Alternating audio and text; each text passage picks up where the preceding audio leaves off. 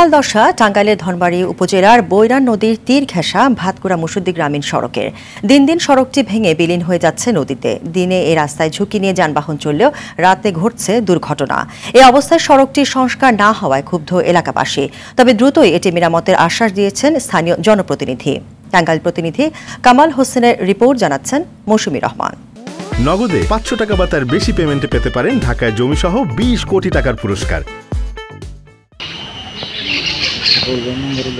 পাকা রাস্তার প্রায় অর্ধেক অংশই চলে গেছে নদীগর্ভে। হাজারো মানুষের মরণ ফাঁদে পরিণত হয়েছে সড়কটি।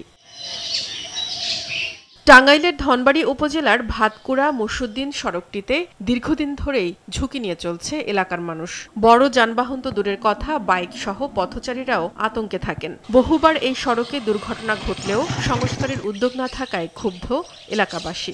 ঠিক করে না তো, এদিকে যে কয়েকদিন আগে অ্যাকশন এলো, আবার মনে করেন টাকা দেয়, এই যে অন্য মানুষেরা টাকা দেয়, ভ্যানালা অর্ডারওয়ালা টাকা দেয়, আস্থা বান্ধা নাকি মানে দ্রুত যেন কাজটা হয়, এর জন্য সরকারের কাছে আমি জোর দাবি জানাচ্ছি। এই রাস্তা দিয়ে যাওয়া আসা করি, তো এখানে ভাঙ্গা যখন তখন বিরাট একটা অ্যাক্সিডেন্ট হতেই পারে।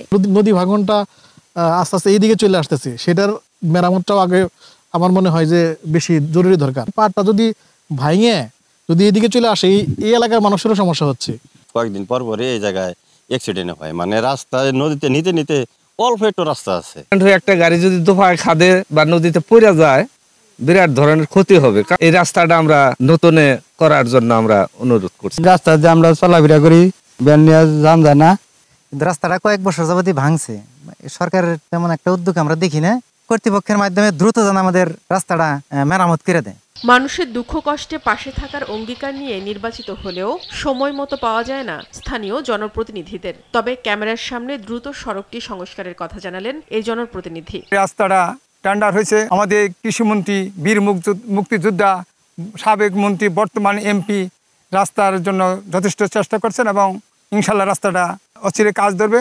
রাস্তাটি দ্রুত সংস্কার হলে দুর্ভোগ কমে আসবে এলাকার মানুষের। মৌসুমী রহমান, RTV।